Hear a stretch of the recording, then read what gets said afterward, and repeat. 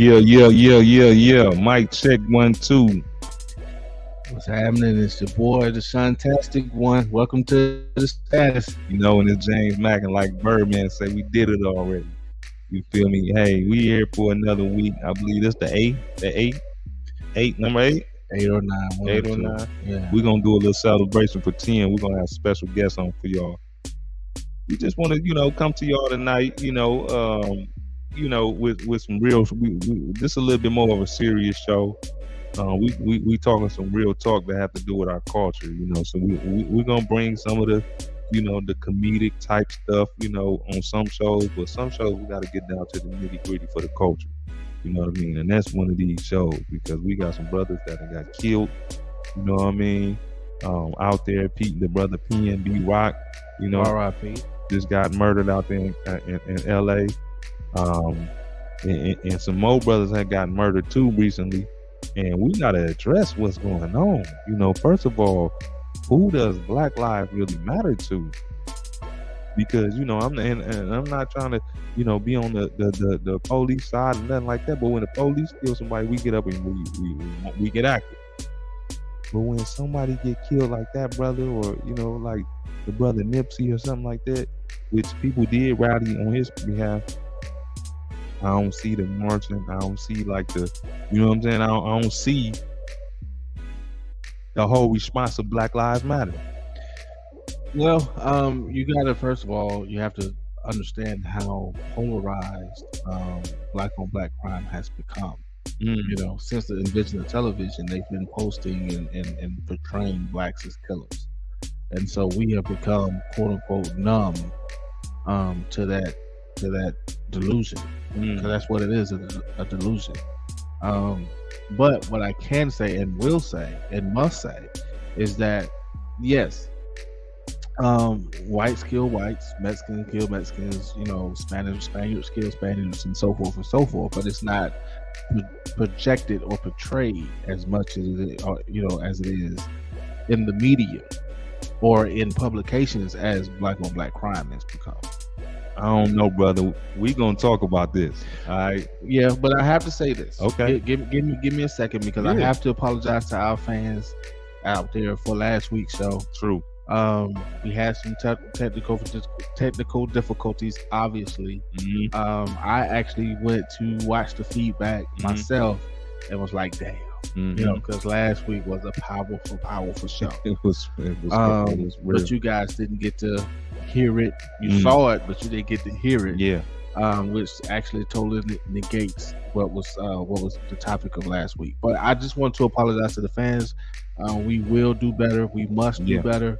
But I just had to get that out there. Yeah, I feel you on that. We're gonna go ahead and roll this sponsor clip. And then we're gonna get down to the nitty gritty. It might get a little heated tonight. We might be sweating because we mean what we're saying. And at the end of the day, if we don't stop killing each other, if y'all don't stop killing each other, then what is the future for our kids? What they sitting back watching 600 African Americans die one in the city, 500 in another city. Like you don't see this in the other communities. So we're gonna get to that just a second. Let's go ahead and roll this commercial because this commercial is about you stepping your game up financially. So pay attention to it. We'll be right back.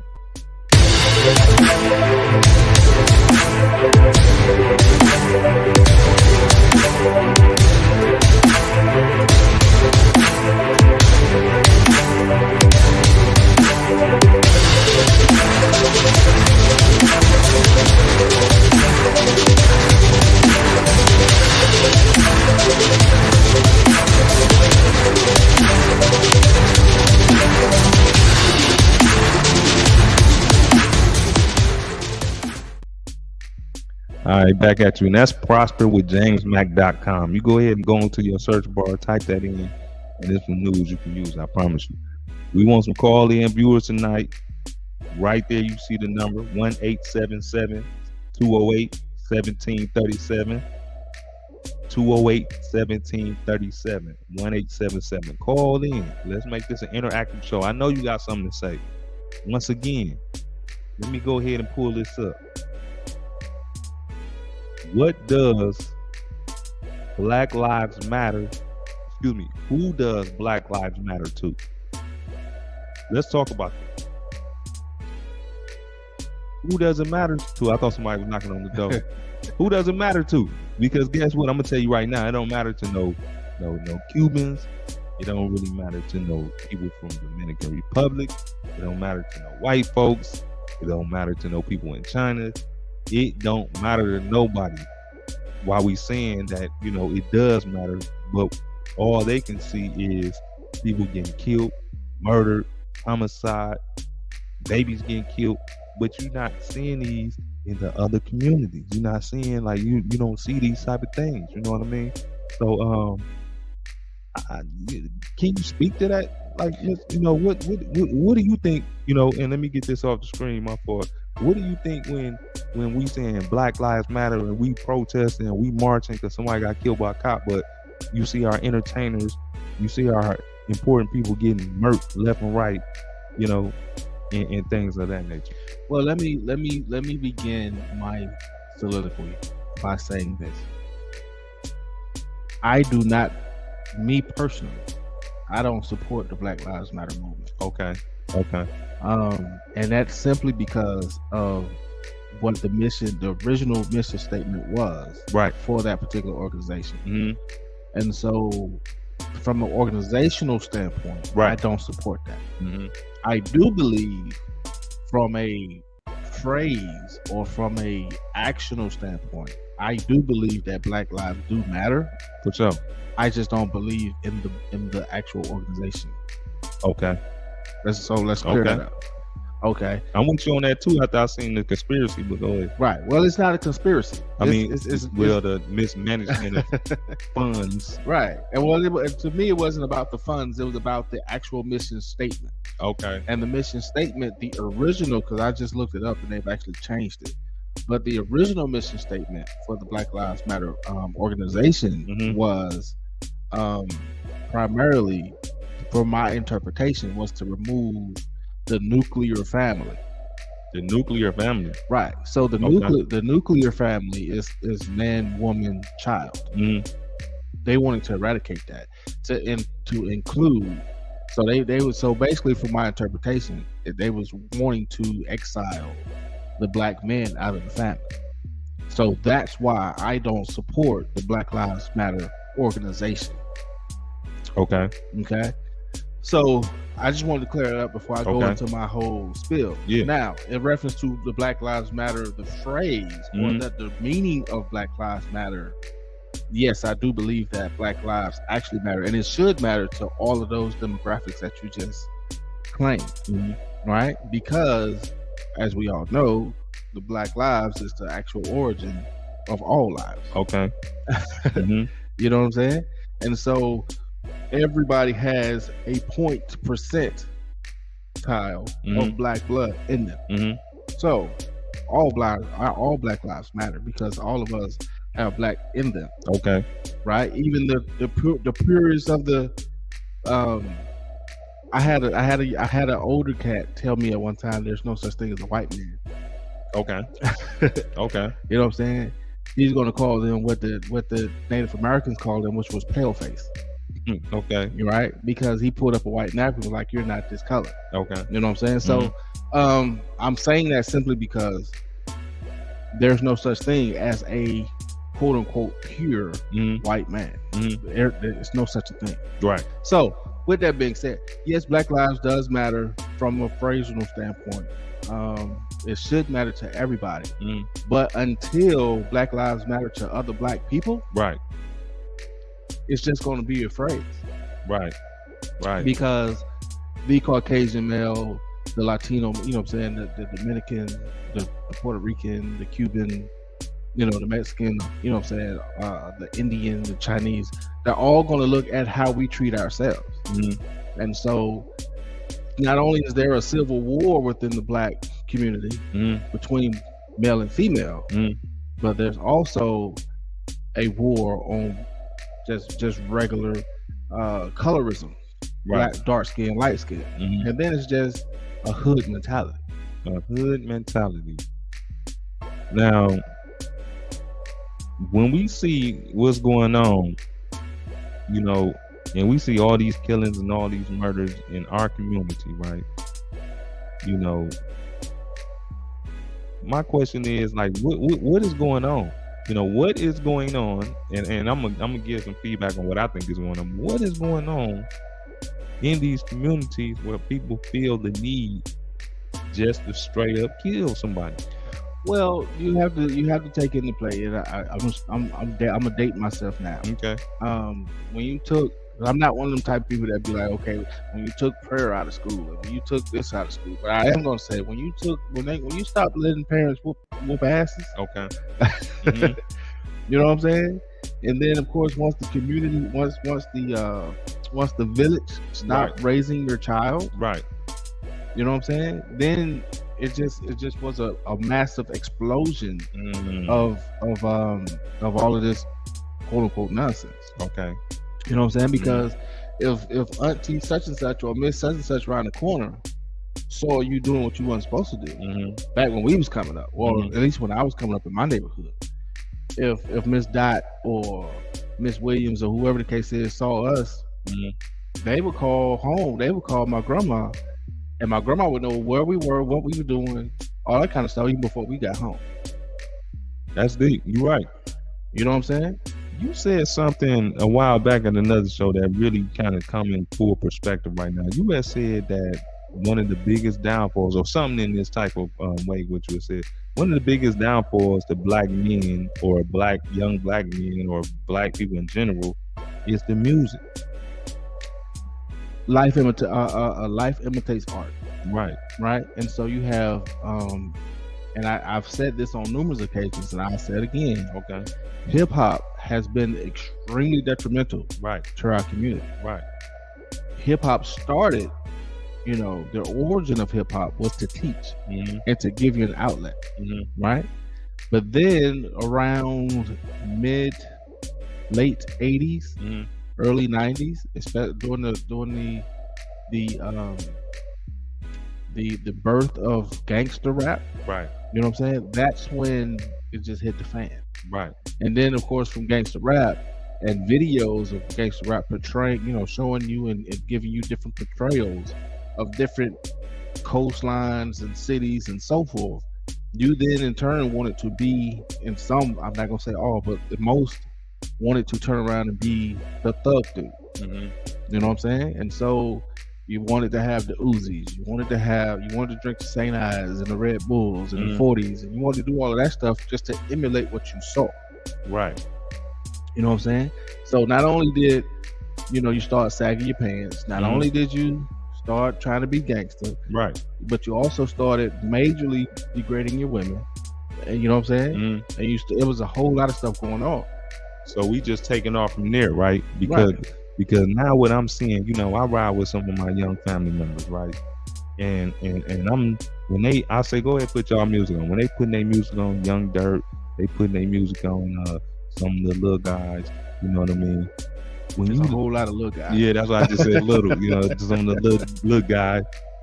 When you listen to this music, all they talking about is doing some drugs and how they gonna kill somebody. Right. 90% of this younger music is it's only hot if they talking about how they going, what type of gun they got, what type of drugs they gonna use, and how they gonna kill somebody. Well, there's a saying out there that and I use this quite a bit too. We grew up on drug dealer music. Okay. They're growing up on drug user music. That's deep. I you like that. Saying? And so, and I y'all get that? Get that? Well, I'm sure they've heard it before. That's the first time I heard that one, but that's deep. But we grew up on drug dealer music. They're growing up on drug user music. So, and I actually, quote unquote, and I mean, I probably catch a lot of slack for this. Here we go again. But I fought Lil Wayne for that. Okay. Because now, of course, you can go out to Texas and swing in and they've been screwed up for a long time, okay, drinking that lean. Right. You know what I'm saying? But that was our generation. This newer generation grew up on Wayne and popping mollies and all this different type of stuff, and the lean. So Okay. you got these Mollies and lean, and you got all these Percocets and all this other stuff, and Future and Wayne, and it's just a whole. As a matter of fact, in the new song with Jay-Z, Wayne, and the DJ Khaled song, Yeah. God did. Wayne talks about how he birthed this new generation. Okay. He takes credit for that. Okay. So if he's taking credit for that, then he has to take credit for all the bad and fucked up shit that's coming along with that too.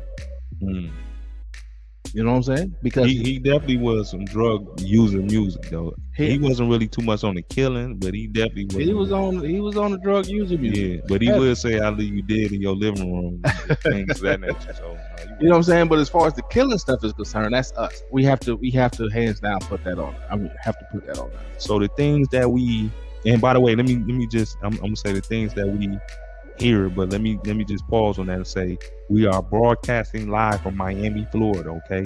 Brickell, Miami. So we just want to let you know, like, if you pass by downtown Miami, Brickell, stop by.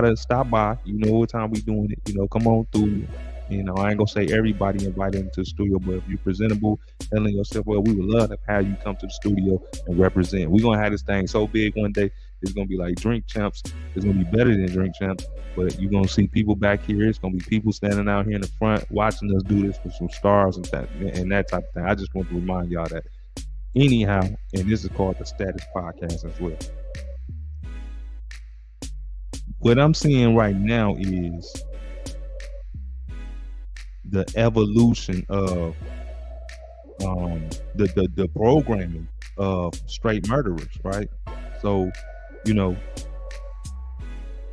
of course, when we grew up, unfortunately, the answer to solve a problem was fighting. Okay, if we got some problems, let's go fight with these two right here. You know what I'm saying? Mm-hmm. If you stepped on my shoe, we get into an argument. If it escalate to a fight, then we you think you're a man with that gun? You know what I'm saying? We throwing them. We chunking them. Then around our era, then it started getting a little bit more spicy. People started getting easier hands on them pistols. Well, you got to think, I can't remember what grade I was in. I think I might have been like 7th grade or something like that.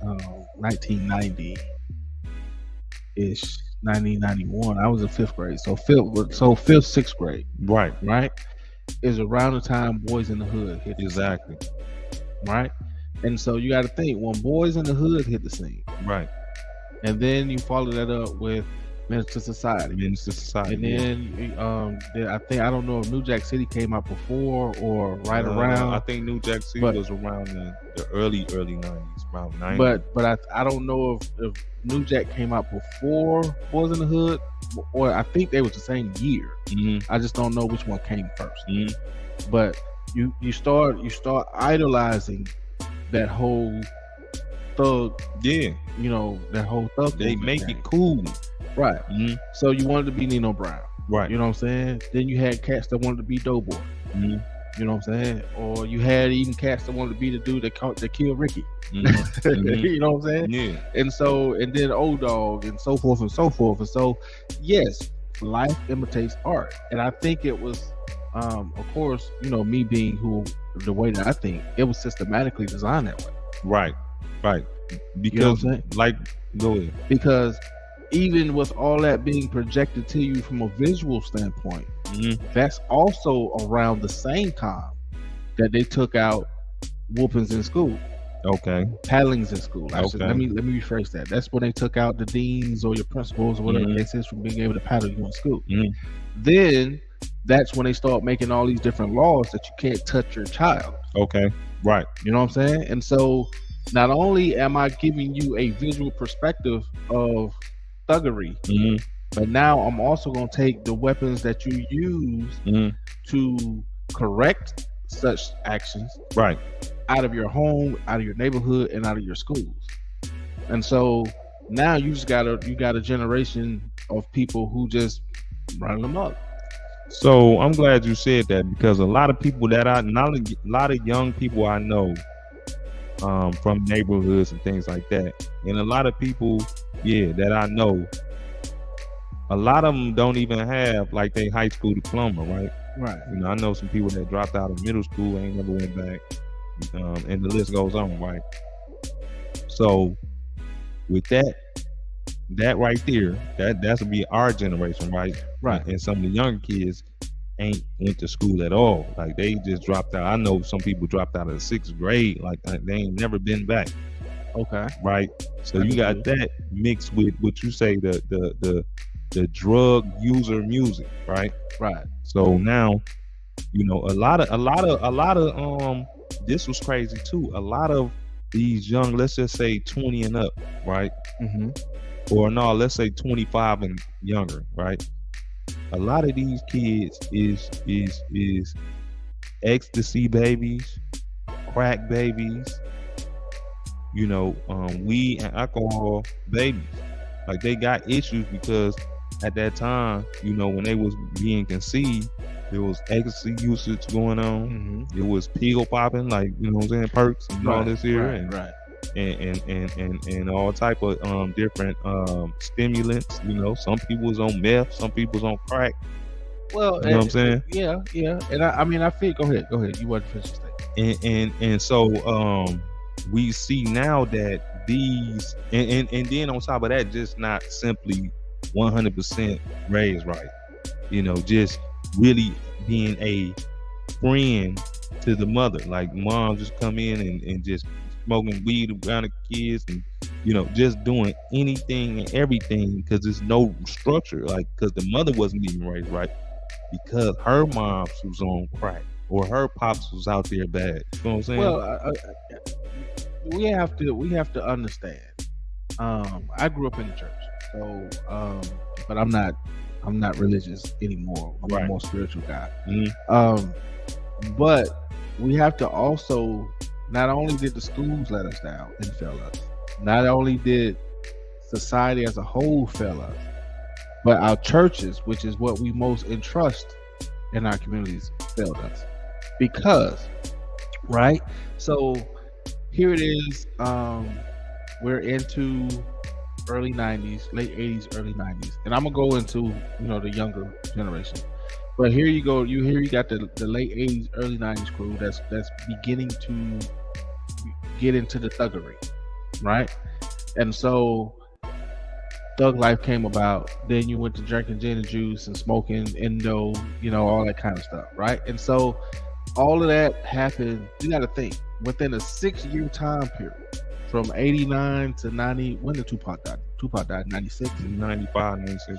So from 89 to 95, 96, which is about 6-7 years, maybe 8. My math is off a little bit today. You got to think, within a decade, let's just say a decade, within a decade, you went from the party music, from straight partying, dancing, partying, the hammer, the kid and play, all that kind of stuff, salt and pepper, all that stuff. You went from straight partying to now thuggery. Mm-hmm. And that was what was being projected, what was being imitated in your neighborhoods, mm-hmm. You know what I'm saying, and so forth. And so you went from all of that to now these people, and then also you got to also think about this. Your current president, mm-hmm. At the time was in the Senate, Mr. Biden, mm-hmm. and Bill Clinton. Yeah.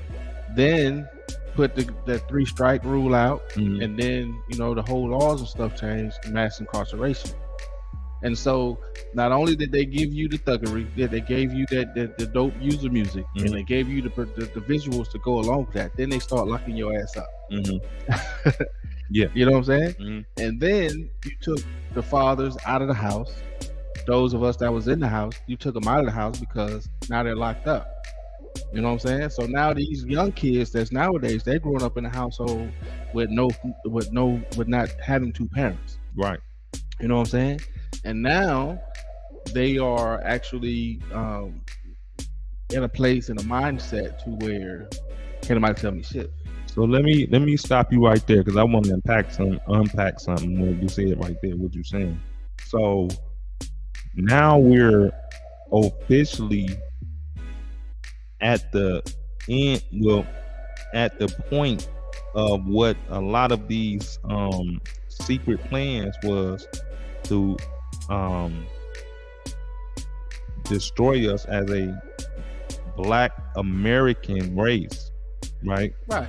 Now we're actually seeing how that is, like, you know what I mean? The effects. You know what I mean? Like Right. how it's really working now. Like the youth and the kids are the exterminators of the older people, of themselves as well. Right. You know what I'm saying? So they making it easier to get guns, you know what I'm saying, making it easier to do these things, but they promoting it, right, more and more and more. So you look at things like, okay, so on this IG and on this TikTok where they live, where they stay, right, these companies, by whatever means, are constantly pushing these killings, like you killings, fight videos, drug videos. Like they are literally pushing that into their phones, right? Right. Just, I mean, look at what just happened in Memphis this weekend. Right. You know what I'm saying? With the guy literally broadcasting live on Facebook, but killing them. You know what I'm saying? But just massively just out there just killing people. And they promoting that. They want you to see that. If you're in your phone right now, they're gonna pop it up on your line. Oh man, I was watching the other day. I'm watching some young, and I didn't want to watch it. It just popped up, so they forced me to watch it, basically because it happened so quick. So when I scrolled up, I seen a car speeding and a couple people in the middle of the street fighting black people, and the car just ran over everybody, knocked them all over the place. You know what I'm saying? Right. And I watched that like 2 times.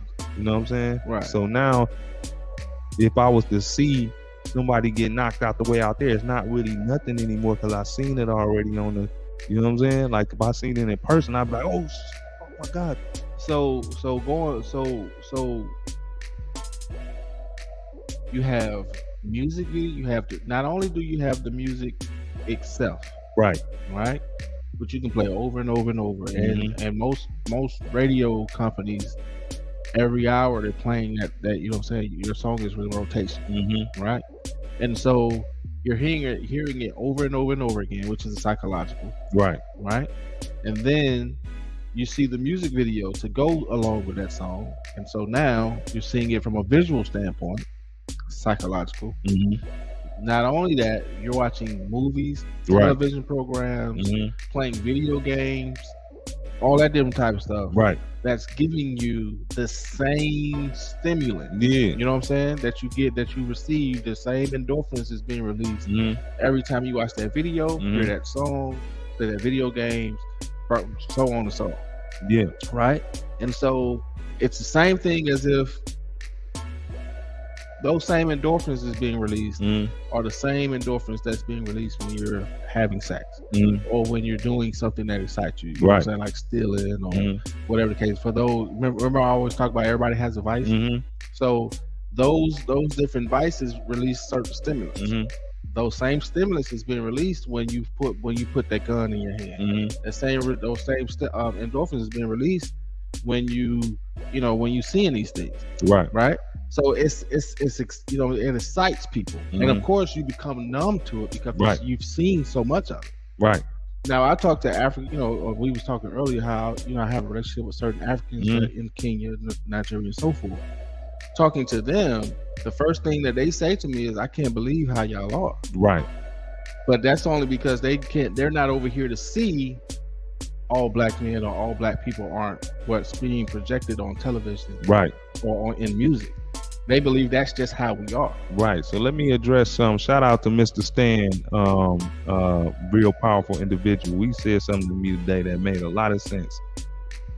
So when we talk about this Black Lives Matter thing, we not necessarily talking about different countries, right?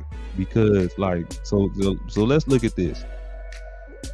A lot of, and I ain't speaking for the ones that has like visas and things like this, but a lot of countries, all the you know, most of the white countries and the black countries have been invited to the United States of America, right? So they tell you, you know, once you fill out your paperwork and you try to get into the country and you know find a way to get your green card, they're saying like, you know, come on, you come on in to America and you can know yourself. You know what I'm saying? Here go the resources that we have available that you can utilize to make your life better. You can have a piece of America's dream if you from, you know, if you came in legally from Haiti. And in these cases now it don't matter. Like if you get here still and work where they saying, okay, you're here, you know what I'm saying, we want you to be part of America. You Right. know, Jamaicans, you know,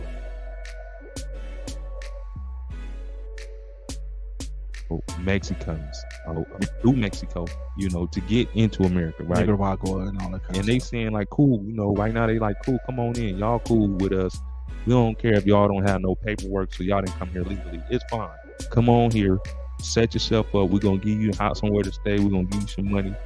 We're gonna give you a job. It don't even matter if you can speak no English. That's okay. You can go to a place, and we have, you know, you still can make it. The Black American, the original Black American, the one that was brought here in chains and in bondage, we've never had that invitation. Nobody's never wrote. We already indoctrinated as Americans, so it's never been a, okay, y'all here, you know, go ahead, you know, here's y'all. First of all, we shouldn't have to ask for it anyway, you know what I'm saying? But it's never been a, well, here you go, you know, here's your stuff, you know, or, you know, y'all have a chance to make it. Come on. In fact, it's been a war on us, right? And we just spoke about that. It's been a war on us from the beginning of this whole development of this country to make sure that we are not superior. Well, we've never been looked at as equals. Right. We've always been lesser than in their eyes. Yeah. From a perspective of, you know, I find it extremely ironic that you can go to a country, have the pick of the litter from another country. Yeah. Go capture people from another country, Mhm. bring them here. Yeah. On the way here, you beat them, Yeah. you know, lock them up, cruel, rape, whatever the case is. You know what I'm Right. saying? Here, and of course, separate the whole 9 yards. Mhm. So they've treated us like animals Right. since the time they hit African soil. Right. So, however, they only came to African soil because of the things that were said from a Master Musa, because Master Musa used to literally go and bankrupt other countries, so they wanted what we had. Right. Right. Mhm. So, you know, I say all that to say this. Bringing it back home to the title, or to the what's called. Mhm. Yes, these other countries can come here and get a piece of the American dream, right? Mhm. They can get loans, they can get all these different things that's set up for them, Mhm. grants and so forth. We as African Americans, Mhm. we would never be able to, unless you quote unquote pull your own boots up by your bootstraps. Mhm. You'll never be able to get that. Now, these other countries, if you come and you have some melanin in your skin, you know what I'm saying? Yes, you might be able to be set up for a period of time, but you're still gonna get treated like you're a Negro. Yeah. You know what I'm saying? Yeah. So because once I hook you up, now you're my now you're mine. You're my property. Right. Right. So with that being said, you know, this whole Black Lives Matter situation, right? We know Black Lives Matter for sure. They do 100%. But this organization was set up and, you know, took advantage of the people and took advantage of the money that was donating, but the money was only donating to exploit the greed in those individuals, right? Because that's how they do it a lot of times. You know, you get an organization set together, except for the Nation of Islam, which was able to sustain itself and keep moving because it didn't need outside money from America. It got it from Africa, things of that nature. But however, that's a different story. When you have these billionaires that can exploit these individuals and move their movement another way, even though the movement is still going one way, they'll turn everything this way and have them focus on the luxuries and the riches of life, right? then that changes the whole scenario, right? So I say that because we got a thing where they put together a thing with the whole defund the police and get rid of that, and they had a lot of other people of these organizations, these secret organizations, helping them do that, right? So since they quote unquote defunded the police, right, crime went up, murders went up 30%. You understand me? 30%. Okay. So my thing is this, we letting these rogue organizations, man, because they took millions of dollars, the Black Lives Matter, they took millions of dollars, brother, and invested it in Bitcoin and cryptocurrency. Well, you gotta understand, Black Lives Matter, the organization, was actually funded by a billionaire. That's what I'm saying. That's what I'm saying. So it was already crooked from the beginning. I swore it. I forget what his name is. I mean, they Walmart, all type of Apple, all type of people put into something crazy like $60 million to help us. Well, you got to think, anytime you formulate a movement, right, that is that goes against the fabric of America, right, which goes against the origin of America. You know what I'm saying? So just like the women's movement back in the 60s and 70s, they infiltrated that. Just like the civil rights movement back in the 60s and 50s, 60s and 70s, they infiltrated that. You know what I'm saying? So now, if what makes you think that they're not going to try to infiltrate the quote unquote Black Lives Matter movement? You know what I'm saying? As a matter of fact, you know what? Here you go. Here's some money. I'm gonna help you fund it. I'm gonna help you get it. I'm gonna help you get it started. I'm even gonna help you with marketing. Yeah, you know what I'm saying? It's crazy. So you owe me. So now, once it get to a certain plateau or once it get to a certain level, now I'm gonna flip it on you. Like I said at the beginning, even the mission statement has changed. Yeah. From the original mission statement. Yeah. You know what I'm saying? Because you had so many people like myself that was saying, I can't get down with this because of what the mission statement says. So now I alter the mission statement to make it seem compatible to fit my, my taste buds. Right. You know what I'm saying? But I'm still not going to be able to do the major things that most of Black America want me to do. Yeah. Because I got my foot on your neck. And that's unfortunate. And I wanna bring it around to another, scenario. Like I said, who does Black Lives Matter to, right? Because once again, here in Miami, I'm just speak on Miami right now and a little bit on Charlotte, because that's what I've been observing for the last, little while here. So now being, kind of new to Miami, we looking at, different cultures moving different. This is a gumbo pot of, different cultures. So when I see like the Italians, when I see the Israelis, these people are trained differently. One, because they retain their culture, right? And like the brother Stan said, they came to America even though they submitted under the American flag, they still had their flag with them. Right. You know what I'm saying? Yeah. So I say all that to say,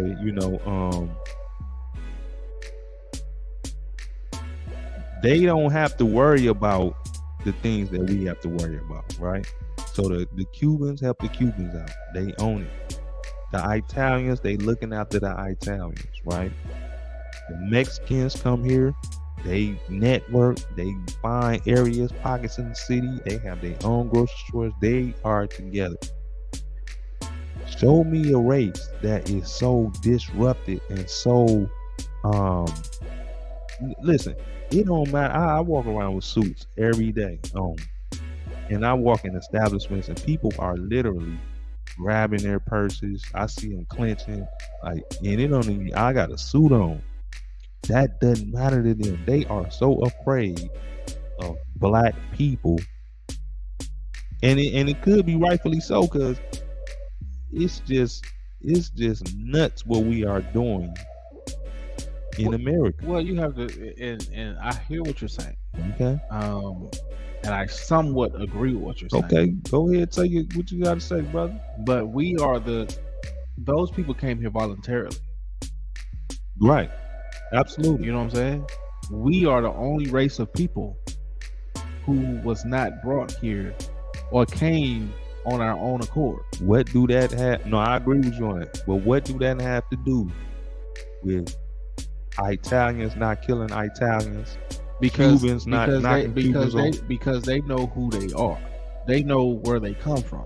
Right. We as a people, as the lost tribe, we have no idea, and to some degree would never know where we come from, because of the way that records and names and language and all that stuff was just ripped and stripped away from our forefathers. You know what I'm saying? Right. And so we would never really know what part of Africa we come from. Right. We'd never know what tribe we belong to. Mm-hmm. We would never know any of that stuff. So we have our origin starts Right.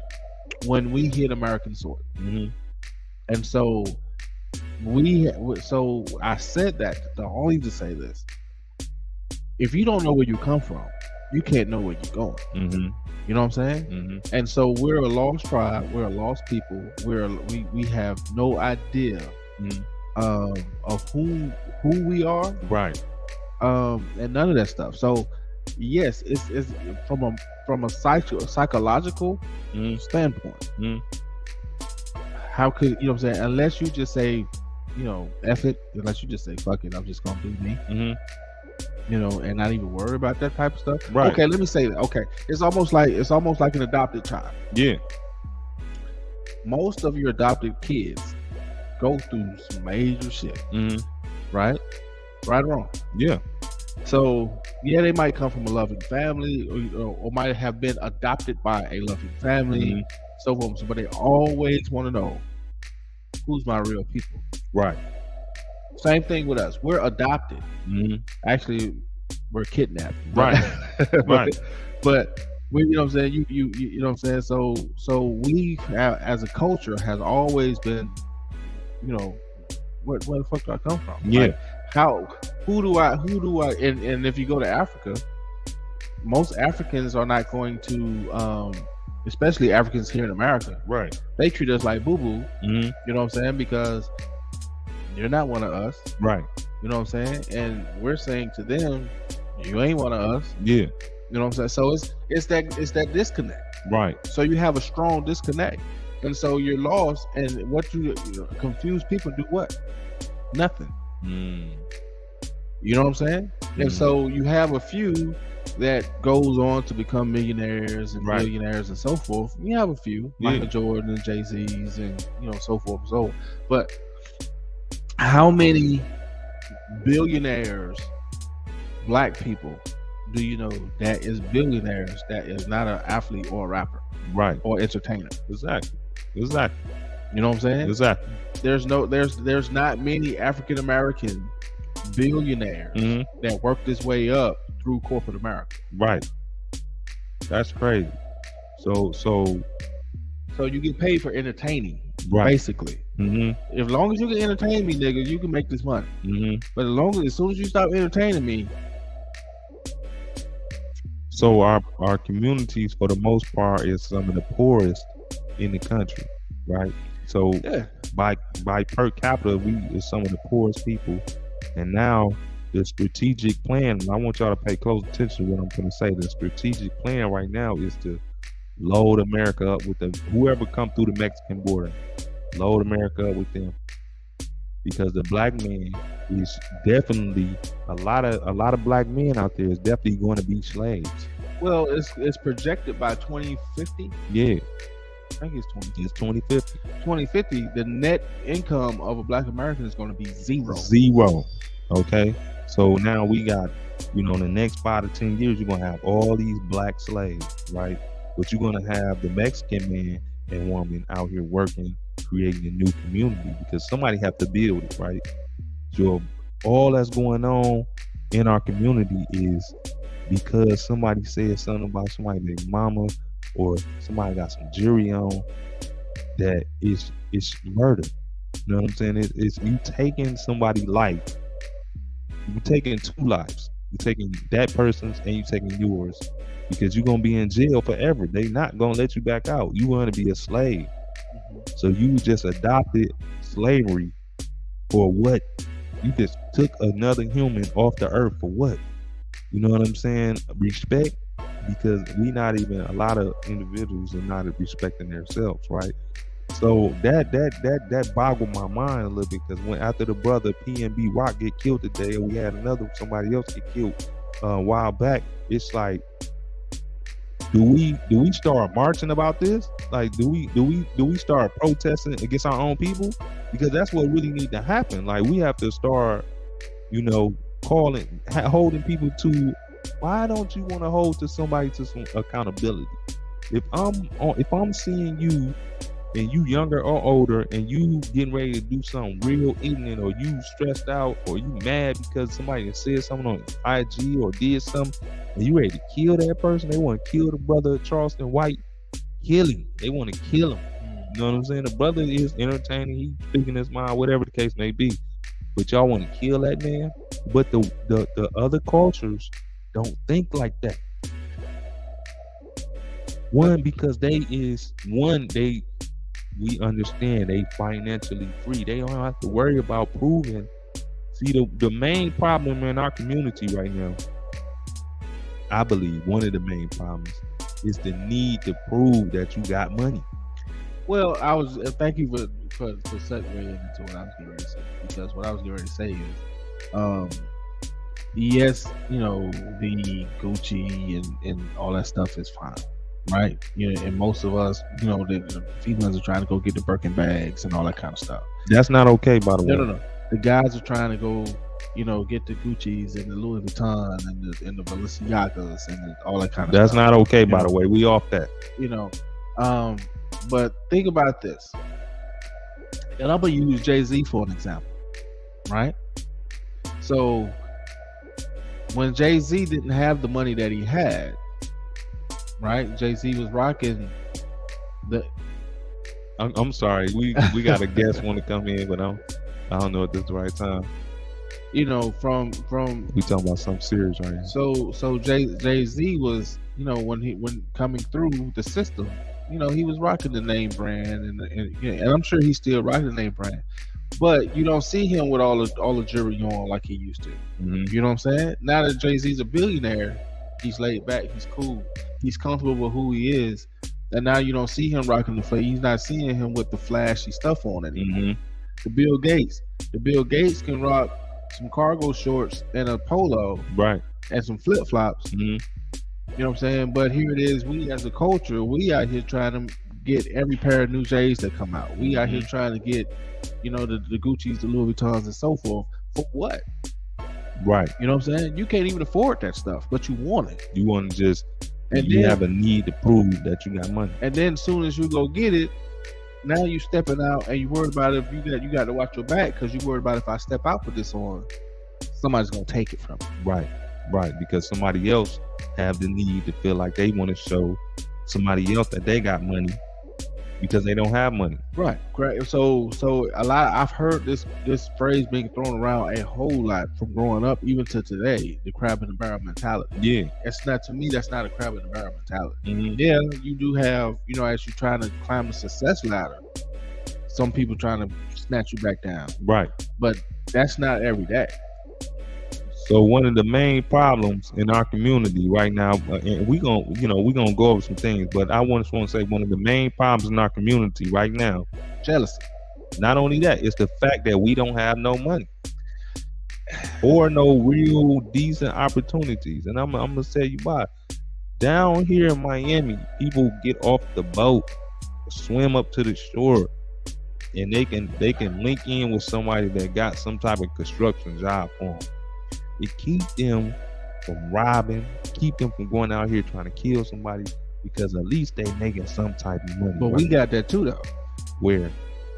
We have that. You got plenty of opportunities to go make some money. You do. The problem is that black folks think that they have arrived and has obtained too much knowledge or whatever the case is to go out and do those type of jobs. Those people coming in off those boats, they don't care about doing those jobs. We think we're too good to do those jobs. I think we are too good to do certain jobs. You know what I'm saying? If you need some money, yeah, Your pride should be thrown out the window.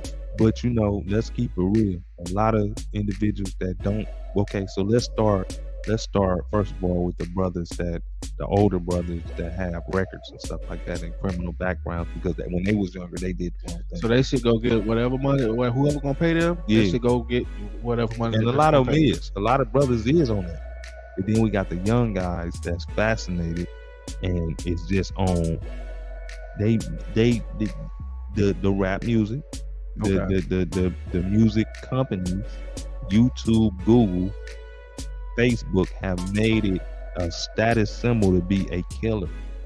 You know what I'm saying? Like that's if you're a killer, then like you are somebody. You know what I'm saying? I hear that. Just like with females, hoeing or stripping has become the norm. That's the new thing. Now, I will say this. Going back to your original point, I will say this. Yes, there are opportunities for blacks. Yes, blacks have actually gotten to a mindset that they think they are too good to do certain jobs. Now, the people that's coming out of the penal system, who go and work and do what they need to do, yes, that's fine and dandy. However, what we have the lack of knowledge is what's holding us back. The lack of knowledge, and the lack of knowledge comes stemming from we have never been shown, told, or demonstrated how to own and operate a business. We've always, from grandmama them on up, has always told us to go to school, get a good job. Go to school, get good grades so you can get a good job.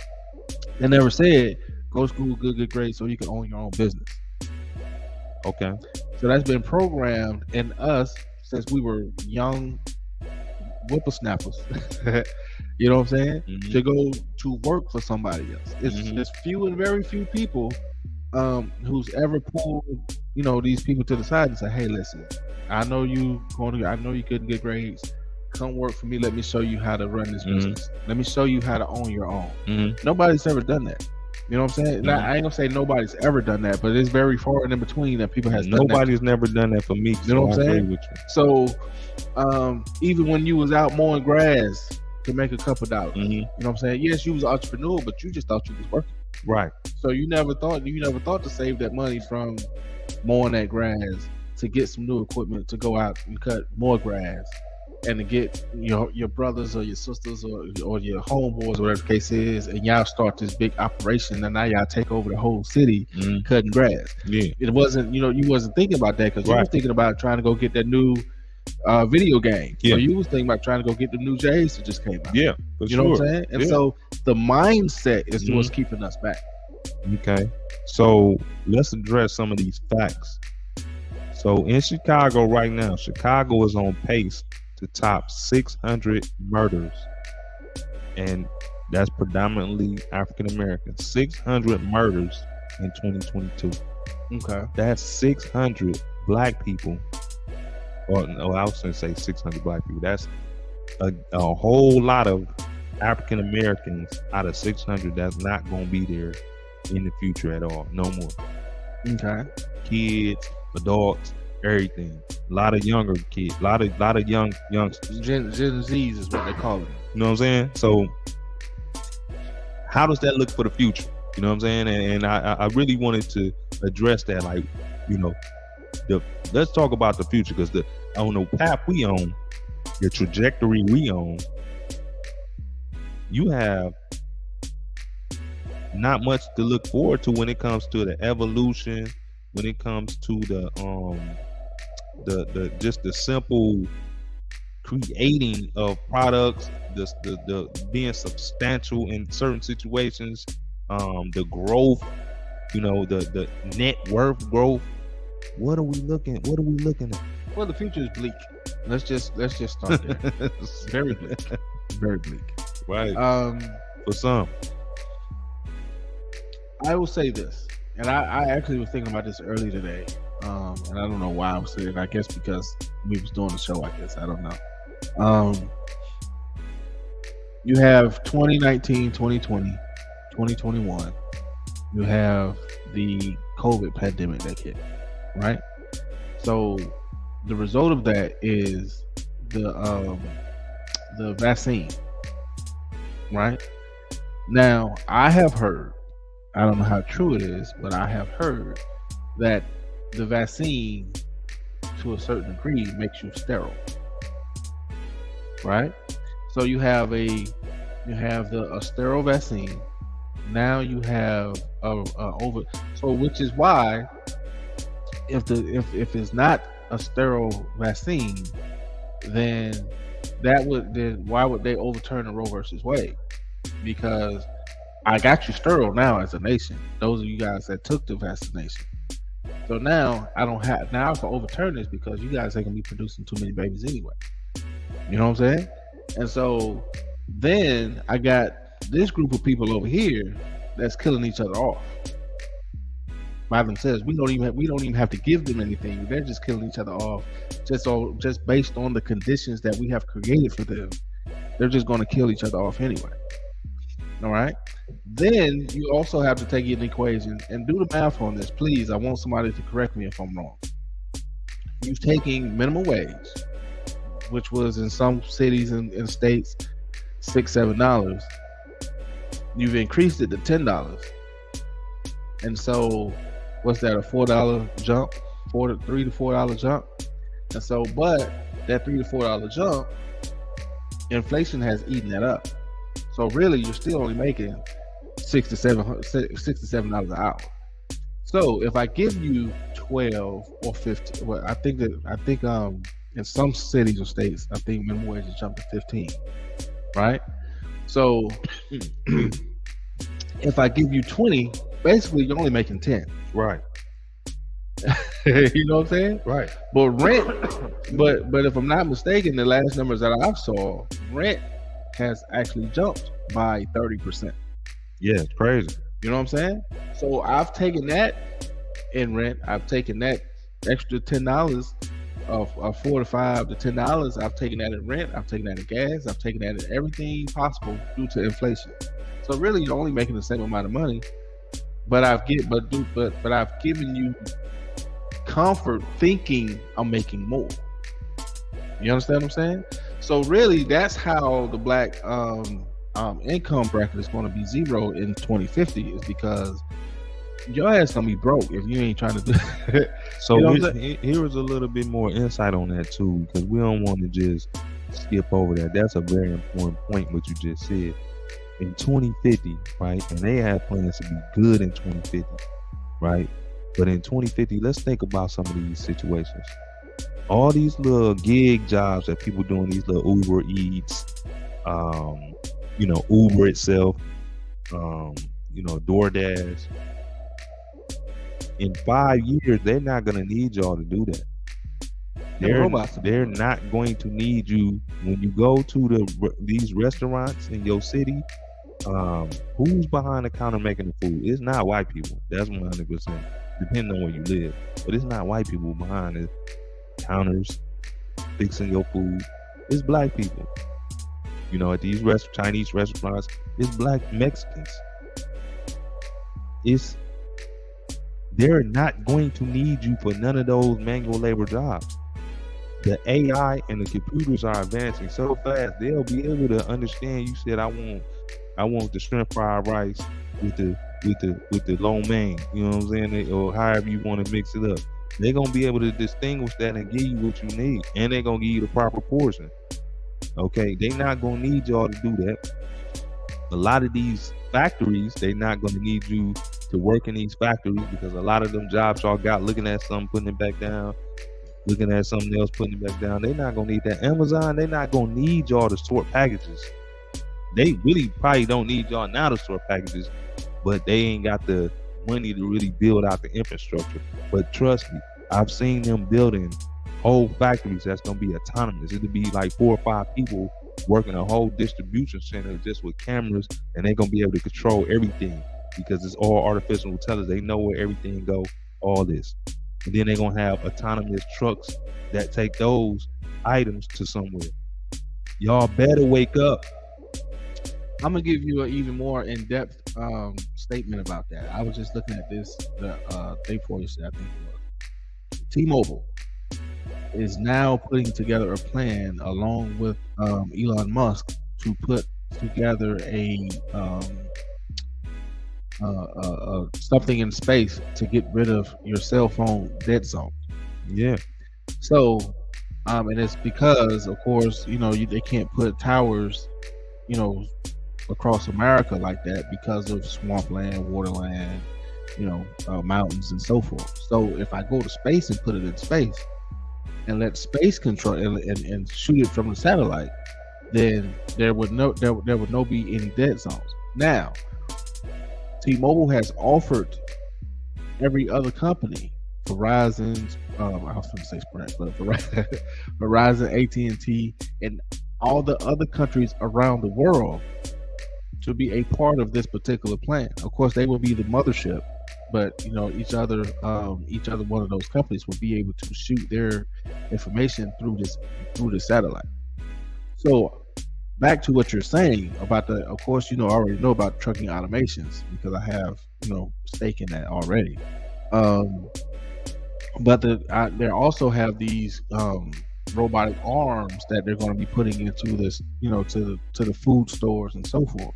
And so AI, they already have AI, like whole human being AIs that can talk, speak, the whole 9 yards. Actually, if you guys go look up the interview with Will Smith and the AI, that's one. And then of course there's several others. But AIs are getting ready to take over this doggone country, over this world in the next 5 to 10 years. And so what we need to be doing is investing, and we need to be putting stake into certain positions. As far as educational standpoint, we need to be going to computer programming classes. We need to be going to computer programming classes, and we need to be going to robotic repair classes. We need to learn how to repair these things, and we need to know how to program these things. All this other stuff is going to be obsolete. So if you're in college, looking to go to college, or even just looking to go take some courses in college, these are the courses outside of finances and learning about, the metaverse, and learning about cryptocurrency, the metaverse, and learning about how to repair and program these computers. These are the things that we need to be putting stake into. Everything else, you're just going to school just to say I go to school. So to piggyback off what that the brother said, y'all have to understand that it's a reason why they letting the Mexican people, why they open the borders and letting them come in, and if you from any different country. Donald Trump, I'm not no Donald Trump fan at all, but the man be saying some stuff that make a lot of sense. The brother said not only one, they're gonna try to make y'all into slaves again. He said that too, but he said the biggest threat to African Americans is this whole wave of people from Mexico coming into the country. Because guess what? All them jobs that you don't want to do between this gap to where until automation take place, they gonna do it.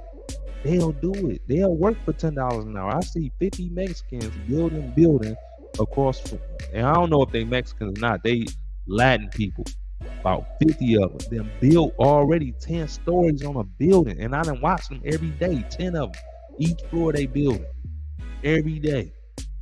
About 50 people. I talked to somebody that worked down there. They said them people getting paid $10 an hour to be on that site. These people is building I believe it's over $60 million building, and they getting paid $10 an hour. Well, even with Trump that, I'm right across the street from where they're building the new Waldorf at. And that's going to be the tallest building in Miami, allegedly. 100 floors, right? And so if you go look across, if you look across the street at that, or go down across the street to that, you'll see there's a 85%. I'll say 85%. 85% of those are Latino. Right. You know what I'm saying? Because we as blacks, or we as African Americans, think that we are too good to go over there and help them build them buildings. I disagree with you. I don't think it's people thinking they too good all the time, right? I think it's the lack of opportunity, because so what they do is they get these contracts with the Latin staffing agencies, and they go through, they slide, okay, you ain't got no paperwork, okay, cool, fill this out, all right, you start tomorrow. Like, they don't care who's working, right? Right. But when Labor hall.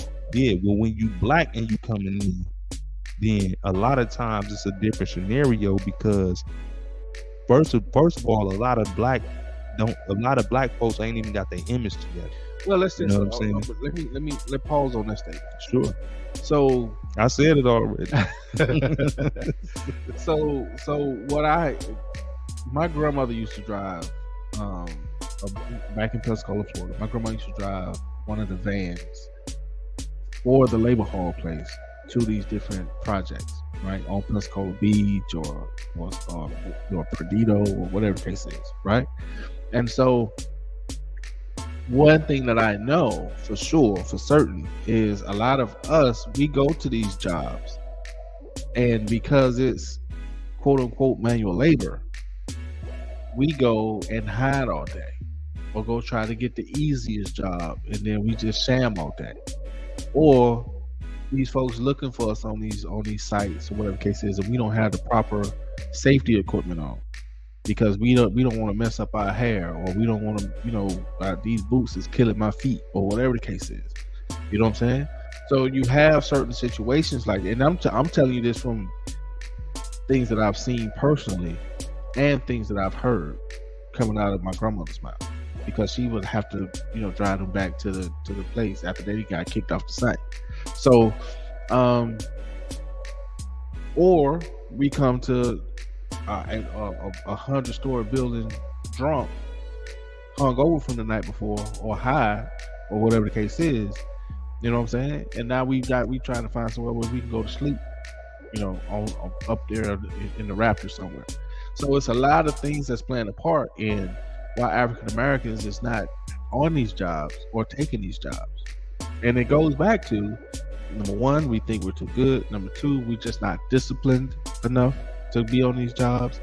And number three, we're so accustomed to people giving us stuff that we believe that, okay, I can just go and do half-ass work and still get paid for it. And that's not the case. These Latinos, or these, Mexicans, or I just say Latina because it's a mixed culture up there. These Latinas, they come and work from sun up to sundown, go home, drink their cup of beers and stuff with their wives, watch the game, soccer game, or whatever the case is, get up early in the morning, be back at their labor hall when they're supposed to be, and work another sun up to sundown. They don't care, because Right. that's what they're accustomed to. Right. We, as a culture, just at this point, if you go to Publix right around the corner right now, you'll see some brothers in there just standing around. Yeah. You know what I'm saying? You go to some of these jobs and you see brothers that's just there, collecting a paycheck. We don't want to work. Well, I think brothers do want to work. I think brothers is not getting the prime opportunity. That's been a systematic thing, from a long time. I've not always been an entrepreneur. I tried to get a couple of jobs in there, and it's proof that they just ain't hiring a lot of brothers. They just ain't messing with brothers like that. You know what I'm saying? This is a systematic racism thing. But you can find employment, but we have to get back in school. And I know that's not the answer to everything, but we have to show our youth. Somebody got to save our culture. And we see the youth is not doing it. They confused, they misled, they diets is messed up their mind. A lot of them was on ecstasy in your stomach or crack or whatever it can be. We have to take this thing over, right? Because the biggest threat to America is the rise of the African American and the sustainability of our culture. Just think, could you imagine if we can get it together? Well, I mean, yeah, that would be amazing if we could just get it together. Can we just get it together? But so we have, and I'm talking to the older people right now. We have a duty right now we have to do, and we have to prove to ourselves that that Black Lives Matter. You know, when I think about Black Lives Matter, I'm thinking about the inclusion of, you know, entrepreneurship and our creations and our inventions and things like that. You know, that's what's saying Black Lives Matter to me. What are you guys? What are you all bringing to the? What do you? And we shouldn't have to do it, but I mean, what are we adding to the development and the innovation of America? What are we doing right now? Because, and I know it's a lot of brothers. I seen a brother made a whole engine, a hydrogen engine out of water. They killed him. They killed him. And took his idea. And we'll see that on the street. I mean, it's been around for some time anyway, but to see a brother manipulate a car and then pour water in it and drive, like, we are the innovators. They want to kill that off. They're taking all the negative. And when I say they, I'm talking about these companies that the CEOs and the directors and all these people that are in charge is making these decisions because they don't care about the African Americans sustaining and growing. They pushing that out there. You don't see them pushing negativity. How many white rappers is it? The white rappers that it is, they're held to a different level. They're held to a different standard, right? But they're also saying different things, right? They're doing different things, right? You know, you see these guys. They look like us. Well, they look like they try to emulate us with the tattoos and all that. I say Eminem is a brother. No, he's not. He's not. He grew up in Detroit. It don't matter. He but I white. understand what you're saying. You know what I'm saying? When he rotate now, I'm sure he rotate with white people. You know what I'm saying? They love him for who he is. You know what I'm saying? But we've adopted. We've adopted. We have to. What is it in us that make us want to hurt or make us want to? Why do we see ourselves as an easy lick? Because as long as I've been in the jury game, in the jury business, the only people that I necessarily had to worry about is black people. I've always felt comfortable about white people, Mexican people, all the different races. Now here in Miami, it's a different scenario because you can get got by any race, but you know, up north, I've only had to be worried about white people. I ain't never felt threatened by no Asian person. I know they was gonna rob me on the fair trade. You know what I'm saying? That's why I choose not to try to deal with them. You know, because I know they're gonna rob me. They're gonna get their money up front, and then it's gonna be no. You know what I'm saying? There's no problem. Gotta work on your negotiation skills. Man, it ain't no such thing. You order something in from overseas. Let's see how you get it over here. They gonna get you too. They gonna send it to you. Send it back then. But you know, we're becoming the villain, the dark villain. You know, villain. They. You know, I be in all type of circles. I be in all type of rooms. You know, God kind of put something on my life the way He let me move into all these different rooms. And when I'm in these rooms, you know, you can feel, or even when I'm on a golf course, because I play golf. When I'm on a golf course, they don't want you out there. They don't want you out there. They are scared. We've got to get it together. We have to. If that means we gonna have to create our own police force, because we got to stop this genocide of our own people. You dig? Like, we killing our own people. Nobody is killing us. Black people is killing black people, right? And then when one white person kill a black person, it's just everybody. And I'm not saying it's okay. I'm just looking at the reactions. But when somebody go in there and kill the brother over his jury, you know, or you got ignorant people like, to me, Boosie ignorant. That is, explain yourself. Okay, right. I'm gonna explain myself, and that's no disrespect to the brother. That's just saying that you got Vlad in these different programs that's exploiting his ignorance to get more views, because we're attracted to that ignorance, to that walking around smoking and talking crazy to his kids and doing all this here. Okay. This is ignorance.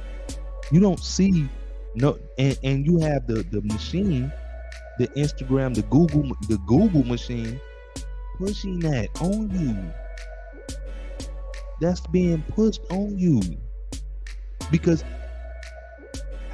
what can you type in that's gonna have white people doing those ignorant things, talking ignorance like that? Can you name one person you see that's white or Mexican or Cuban on the internet doing ignorant things on a daily basis, saying ignorant things, treating their families any type of way? Just tell me one, brother. I can't, not off the top of my head, but of course the algorithms of the internet is going to lead you down the road of what you're accustomed to watching. I disagree, brother. So if you were looking at,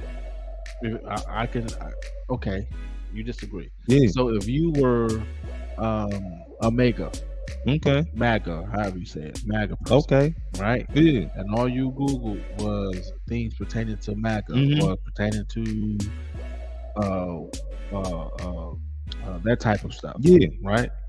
When your feeds start popping up, it would direct you to that type of material. Well, guess what, brother? You just said the magic word. You said feed. You know what the act of feeding is. You know what feed is. So, but that's what I'm saying. So if you are Googling, watching all these different type of things, dealing with MAGA or dealing with whatever your taste buds desire.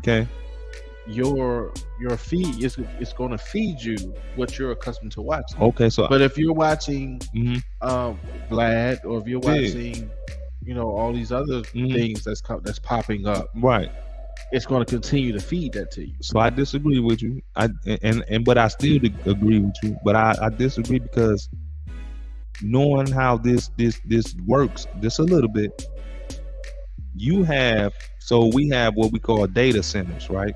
So they have data centers. So they've been collecting information on you, that person, them in there for over 20 years. Right. They have a profile on you. Period. Right? They know where you at. Anytime we pick up this phone and turn it on just like that, even when we don't pick it up, they already know where you at. You don't have to tell them. You don't have to say, I'm here. Because your location's on that telephone. Even if your location is off, you done clicked on enough apps to enable their ping at any moment, right? So I say that because if you're in a particular zip code, if you're in a particular place in the country, you can be looking at TD Jakes all day long. You can be looking at Minister Farrakhan, they gonna slip somebody smoking weed. That's not what I'm saying. But I'm saying though, it's bait, right? So it's subconscious bait because you might all I might look at is Christian videos, Christian talks, different preachers, but they still gonna throw somebody drinking, somebody getting knocked out, somebody falling out some stairs. They still gonna sprinkle you with that because the whole program, and this is a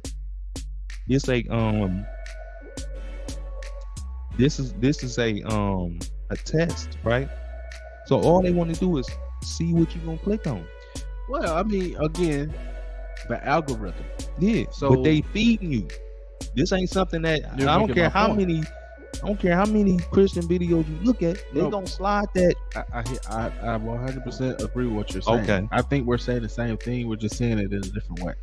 So all I'm saying is, if I'm a white guy and even if I'm not a white guy, say I'm a black MAGA guy, you know what I'm saying? And all I'm doing is I'm looking at Proud Boy stuff. I'm looking at, and I'm not saying all MAGA people do that, even though kind of am. But say I'm looking at Proud Guy stuff. I'm looking at all these different group entities and so forth, and I'm looking at things from that side of the road. They're not going to show me anything that's on this side of the road, or that clickbait is not going to show up from this side of the road. It's going to show me everything I'm looking for on that side of the road. They going to show you that because they want to see if you're going to click on it. So if you click on it, guess what? Then they're going to see some more. You know what I'm saying? It don't matter if you white or not. Like even the people that's in Star Island right now, they know the net worth for that neighborhood. They know their activities. They know what kind of cars they driving over there. Right. So they gonna beam Bentley footage. They gonna beam some Range Rover stuff. They Right. might put some luxury homes over there, Exactly. and they gonna sprinkle it with somebody getting knocked out. And they gonna see. I mean, Because you man, bored come enough, on. you gonna be like, these black people are so stupid. We just look at this. We're just gonna have to agree to disagree on that one. Well, I mean, you know, at the end of the day, we are saying the same thing because they are producing, they are distributing the content. What I'm saying is, we as a culture, we do click on that clickbait. Absolutely. And we do thrive, Mm-hmm. laugh, whatever the case is, at foolishness Right. like that. Mm-hmm. You know what I'm saying? The ghetto, the hood chick, Mhm. ratchet chick in the store, Mhm. man, you know, or the guy that's doing the, you know, buffoonery. Yeah. We're watching that stuff, Right. which is why it's continuously feeding that stuff to us. Mm-hmm. And if it's continuously feeding it to us subconsciously, Yeah. we're continuously we're gravitated to it. Mm-hmm. We're numbing ourselves from it and about Right. it, Right. and you know we're continuously going down that rabbit hole and continuing that cycle. So that's all I'm saying. Yeah. And so, with that being said, that is why Black Lives Matter have to, or the term or the phrase Black Lives, because again, I told you I don't support the actual, Yeah. but the term Black Lives Matter has to matter to everybody, not just we got to try to stuff it down white people's throat. We got to stuff it down our own throat. That's the first. Yeah. That's the first. That's what I'm saying right now. It don't matter if we not active and not organizing when it comes to somebody killing the brother in the chicken and waffle spot or something like that, just murdering folks in cold blood. Like that's, do the Black Lives Matter then? So what is I'm all about solution. Yeah. So what's the solution? So the solution is one that's going to take many years, because you know what we have to do first of all is we got to activate our older black men and our old kind of younger black men like ourselves. We got to activate us first. You know what I'm saying? Because we are the ones that's giving the examples to the younger ones, right? So when they see yourself, when they see me, when they see other brothers, but they don't see enough though. Don't get me wrong, they don't see enough brothers on a regular basis, right? Because they living in poverty, right? A lot of these murders you see is not in affluent black neighborhoods. They in poverty projects. You know what I'm saying? The project. You feel me? They in areas that all you see is brothers that's totally out their mind. You feel me? So you don't have much to look for, but when they see us, then they like, okay, no, them brothers got it together, right? So, you know, we have to start, you know, taking our own brothers, older and younger, we have to have some accountability. You know what I'm saying? We have to be like, you know, really asking brothers, what's going on? What are we doing to help the cause? What are we doing to move in the right direction? How do we get there? You got to one by one. When you see a brother in your grocery store, when you see a brother in your mall, first of all, you got to look at the brother appearance. You know what I'm saying? Boom. If it's an appearance that you feel like resonates with your spirit, you got to spark up some conversation, because that's what we did in the 60s. We communicated about the issues. Okay, so you made a statement. You said Yeah. Hispanic brother that his image. That's correct. You said sparks your what? Spark up a conversation. You said something about your spirit. What did you say about that? Resonates with your spirit. Okay. Yeah. So explain that. So if you go into the store or you go to Publix right now, right? And you see three brothers and they got their pants hanging out, they got the big jewelry on, and they smell like weed. Is you finna talk to them? And they smell like weed. Correct. You know me, I resonate with anybody. So what you talking about? I mean, first of all, as a man, I'm a hey man, you know, it's children, it's women in here. Pull your pants up. That might get you killed. but that's what we have to do. You know what I'm saying? It is. But you can't. But I only asked that question because if you're only grabbing brothers who look like you or you can't. If you're not reaching down, then how can you pull up? You got to start where you at. You got to start at the level where you at. I'm a true believer. I help the homeless brothers all the time. That's what I do on a regular basis. Mm-hmm. So I'm all with you on that. You know what I'm saying? But we know from experience that certain individuals is not, the ignorance is so at such a high level that it's not gonna. I'm not about to. Me personally, I'm not about to mix and mingle with certain individuals just in general. Period. Well, and not saying that you can't, because I believe that you can.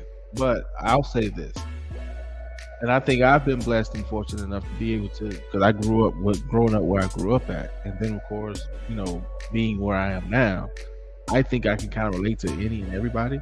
And so even the guy that's high, drunk, whatever the case is, got his pants hanging out or whatever, I can still have a conversation with him to earn his respect and then criticize him or give him constructive criticism. You know what I'm saying?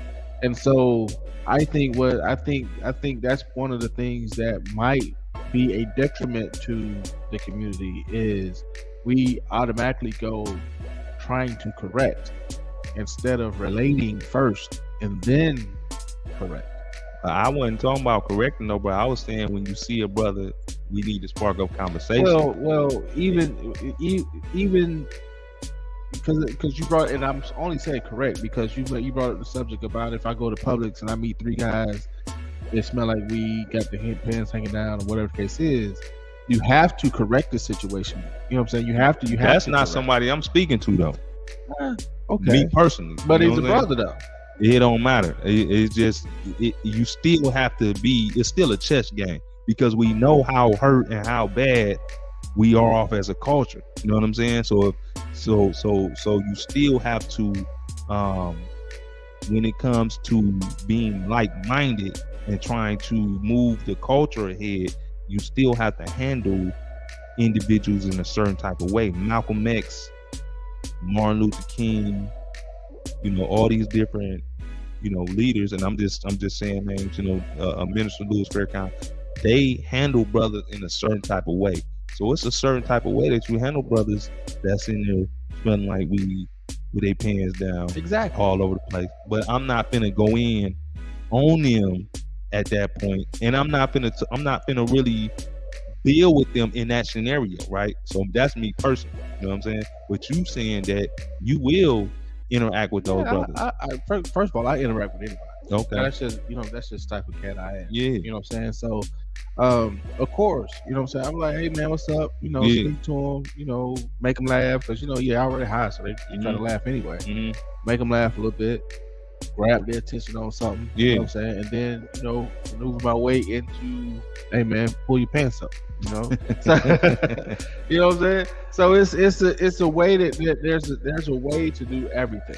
I can't say that I agree with that. I don't think that's gonna work because you a gifted brother though, so you might be able to pull it off. I appreciate that, but I'm just saying, there's a way to do everything. Now if I come at them, that ain't gonna work. But if I come to them, you know what I'm saying? And a lot of times people come at people, which is why. And then if you come at me, my guard is already up because you're coming at me. You're not coming to me. We got the brother Carlos. I hear what you're saying. We got the brother Carlos. He want to tap in. We're going to get him in here. Brother Carlos.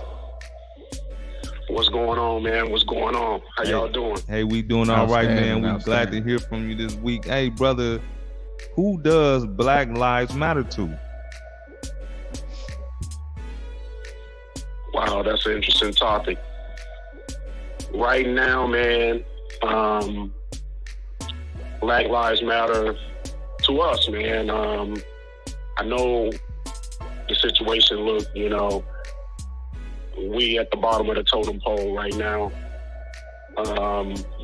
You know, we're in a sunken place. But the solutions is, you know, we have to, those that are in position, we have to start speaking to one another, embracing one another, you know, like they did in the 60s. We have those that are in position have to put jobs back in the community. Those that are able to put jobs back in the community, we have to start uplifting, just encouraging words to one another. That plays an important role to those, the youth. I know that a lot of times we hear the deaf culture, the music, just the music right now, satanic deaf culture, and that's influencing, you know, a whole generation of youth right now. But we just have to keep pushing and, you know, keep the faith and don't, you know, and we just have to do our part, you know, each one teach one. Mentality, I know, you know, is a lot of the youth have a loser's mentality. We just have to uplift them. And like I said a couple shows ago, everybody can't be saved. We need you know, as long as we have that strong 300, we'll be fine. But it's not looking good, you know, when you see guys that's getting gunned down in restaurants and things like that, man. It's getting serious, man. Facts. Brother, tell them what you do. Tell them where they can find you at. Smith's Moving. You know, that's always going to be number one right now. And, you know, just for right now, man, the way things going, I'll be uplifting the youth a little bit, you know, with the music studio, putting out positive music, which the executives today are not putting out the music. You know, we have to, you know, fault some of these executives as well, you know, so that's one of the reasons that got me back into the music, you know, just producing. But man, for right now, man, the agenda is to, you know, help the black race, man, and to help these youth out, bro. That's what's up. We appreciate you calling in, brother, for real. All right, my man. Guys, you and Brother Flowers, stay pushing, bro. Thank you. Appreciate you. You too, my friend. All right, bye for now. So I'm glad the young brother brought up the whole. I'm glad Carlos brought up the whole music situation, and the whole executive situation. Now, the problem that I see is that there's not too many of us running record labels. You know what I'm saying? And so, and they are the ones who's actually making the calls of what music to put out. And again, as I stated before, 50s, 60s, 70s, 80s, even into the 90s, you had anthems. You know what I'm saying? Anytime that there was something was going on, you had an anthem. You had Marvin Gaye's, and you had the, you know, Otis Reddings, and you had all of them guys. You know what I'm saying? You had somebody singing you through it to help you through, right? Now you don't have that because there's no real R&B out there, and you know what I'm saying? The rap anthems right now, that there's no rap anthems, number one, and then number two, you know, rap music, as I've already discussed on many other on many other occasions, hip hop music as a whole right now is a extreme detriment to our community, because it's not teaching us nothing. It's not giving us anything to hold on to or to gravitate to, other than drug user music. You know what I'm saying? We don't have anything to uplift us, and they've locked your brother Kales up, who was giving you some of those anthems. You know, yeah, he had his thing with the you know, what he had to go through, but musically, the brother's a genius. So, but you don't have Kales giving you those type of anthems. You don't have Marvin Gaye, right? All them guys giving you, we don't know what's going on. Check it out. You know what I'm saying? We got some interesting comments going on right here. It says Cynthia G is right. FBA, I don't know what that. Akata, you know what that means? FBA, Akata. I have no idea. AKATA, I don't know what that means. Males only fought Supreme Court to sleep with white man, second tier woman, and LGBTQ like Don Lemon and Frank Ocean. They have no standards as long as it's packaged in whiteness. You wanna address that? Say that one more time. I gotta hear that again. I gotta hear it again. Hold on, I'm gonna go to another. He's going off on us. Whoever this is, Kanye West, Tiger Woods, all have white man's trash. Whoa, wow. What does that have to do with Black Lives Matter, though? Undereducated and porn actors for your Negro billionaires. I wonder, is this a real person or is this a white person going off on us? Is it the same individual? Yeah, with all that. So let's do this right here. First of all, that's I don't know what country this person is from. That sounds like somebody who has a hatred towards black men. All Black Lives Matter will never matter as long as you engage in interrogation. You got a call coming in. Interrogation. So let's address that for a second. All Black Lives Matter will never matter as long as you engage in interrogation.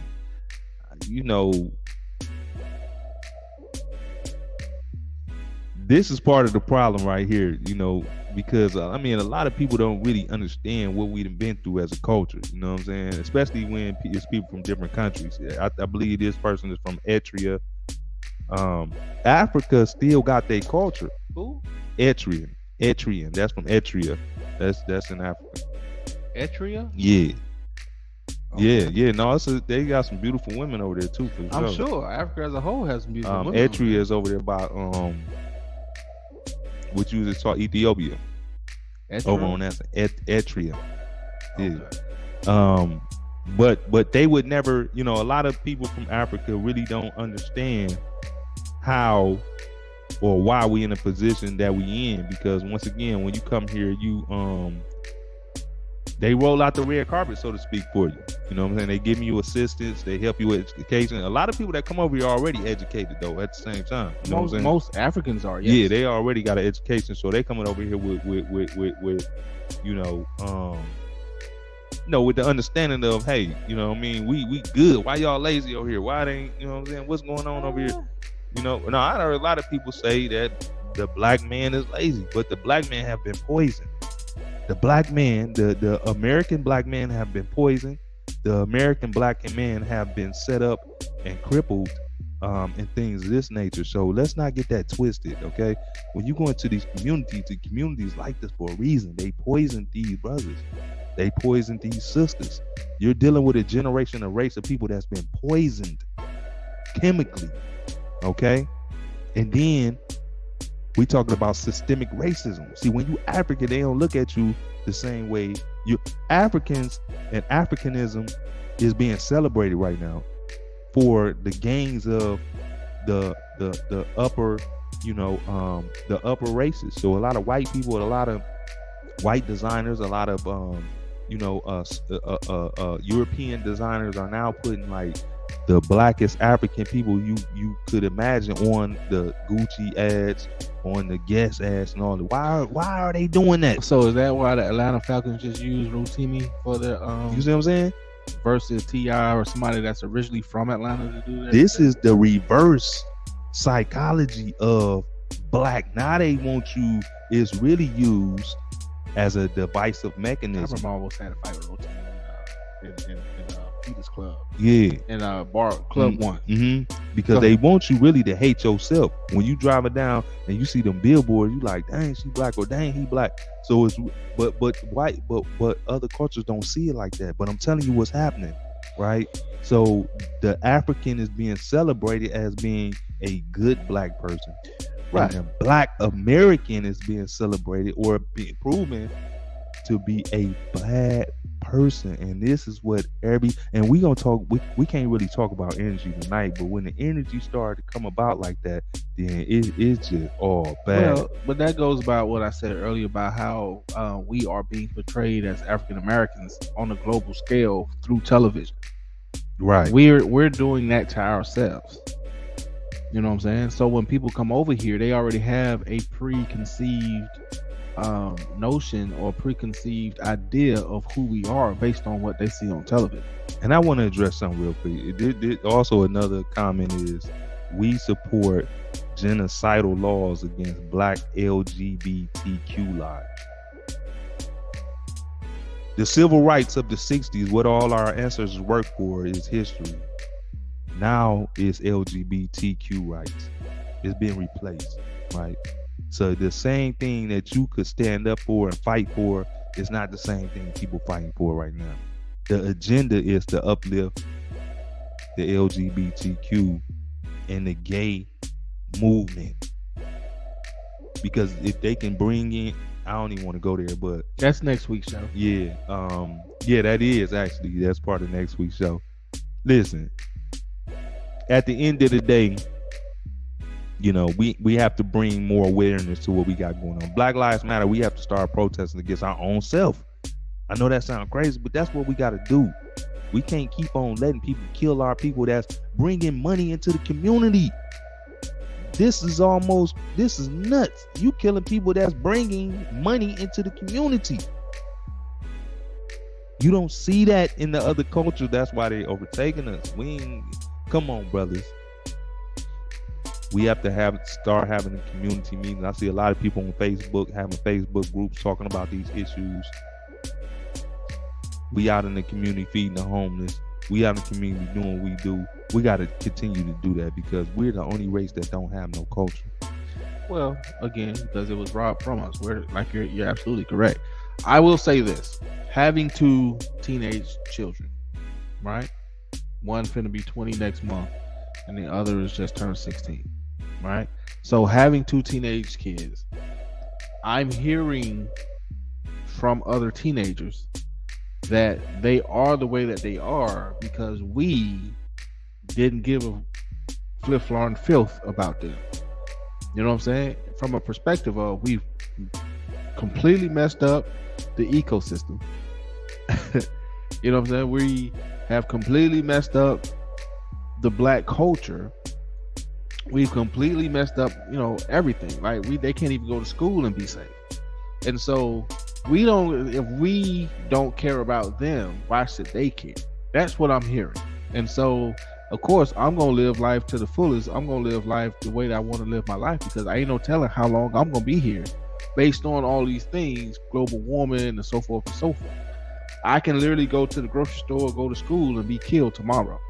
So these are the things that our young children are saying behind closed doors and to each other is, listen, why should I do XYZ when these are the things that's happening? So of course I'm gonna live my life the way I want to live my life as long as I'm here because they don't tell me how long I'm gonna be here. Right. So that is what's taking place in today's society with our children. Now, how does that make us feel? How did it make me feel as an adult? As a parent, jacked up. Because they're absolutely right. Because again, late 80s, early 90s, 5th grade, 6th grade for me is when everything started to turn for what it is have become now. I'm not going to say that was the start because of course we all know from a standpoint, it started when King and Malcolm was killed.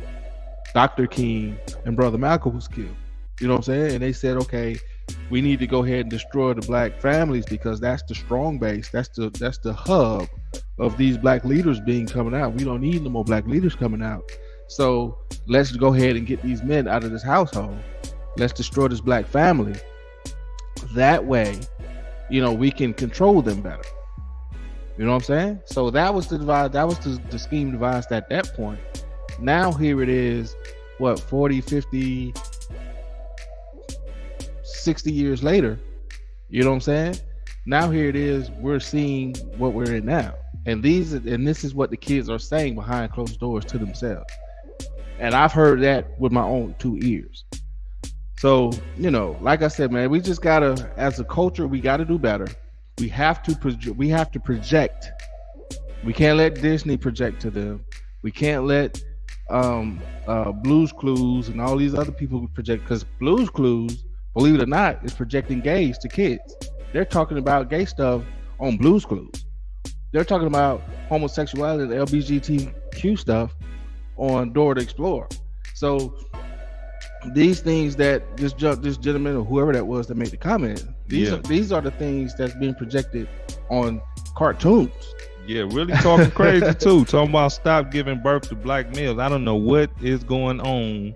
You know what I'm saying? If you confused, if you lost in the LGBTQ thing, I don't know what's going on, but you got to check yourself before you wreck yourself. I mean, you know, that's crazy talk. If it's not what you, I'll put it like this: if it's not what you want to see, I'm pro-choice. You know what I'm saying? But if it's not what you want to see, turn the channel. You know what I'm saying? Because I'll be the first to admit, I tried to watch one episode of that doggone P Valley.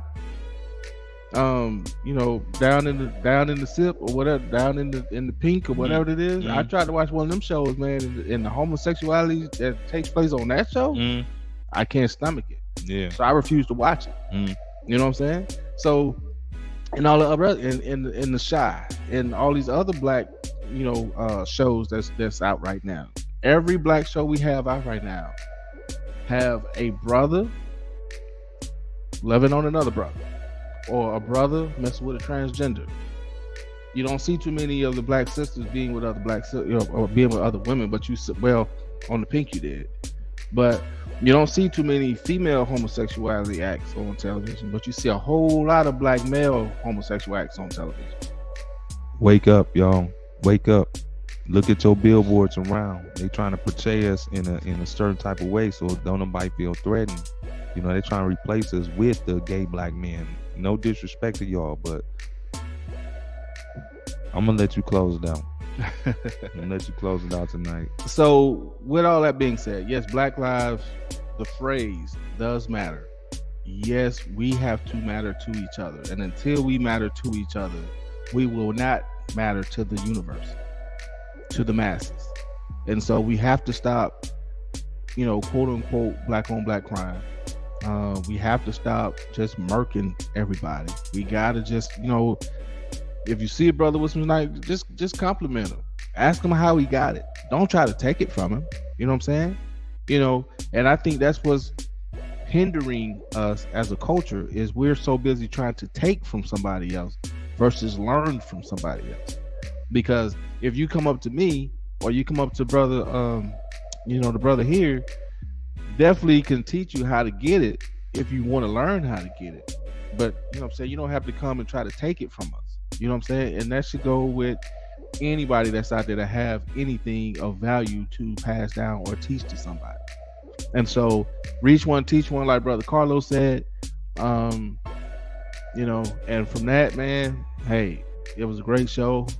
Outstanding show. Yeah. We know who y'all not gonna take from, don't we? We know who y'all not gonna rob, your daddy. And so we have learned, and as a culture, we have idolized the wrong shit. I was just researching this yesterday, last night, as a matter of fact. Do you know that Albert Einstein, W.E.B. Du Bois, and many others was in our lifetime? Like, W.E.B. Du Bois died in 1950. Albert Einstein died in the late 1950s, early 1960s. So these great people that you hear, these people, you know, philosophizing and all that kind of stuff, these guys were in your mom's or your grandmother's age bracket. They was living during the time of those of those people. You know what I'm saying? Albert Einstein was a great, even though he was a Jewish guy, he was real big into civil rights. A lot of your civil rights leaders you know what I'm saying, was literally having dinner and having conversations with Albert Einstein, who is considered to be one of the smartest, you know, wisest individuals to ever live. Right. You know what I'm saying? So these individuals was in your mom's or your grandmother's lifespan. You know what I'm saying? And so all I'm saying is the information that elders have, even some people that is you know in your age bracket, who's a lot more mature than most, learn from them, gravitate to them, step up with them. You know what I'm saying? And let's keep it moving as a people, man. Hey, it's fantastic. This is the status. It's James Mack, man. Y'all get yourself together, man. For real. We're gonna come back next week. We got part 2 of it's the lesbian stud, the new black man, and we're gonna have a special guest on here representing for the LGBTQ community because we want to keep it real. And we're gonna see what that really boils down to. I got my way I feel about it. Mr. Flowers got his way he feel about it. So we're gonna see what KK got her way and other people that's chiming in right now that's for that community will tap in. Let's hear what you got to say. You know. So anyway, we're gonna close it out. We'll see y'all next week, man. It's been real.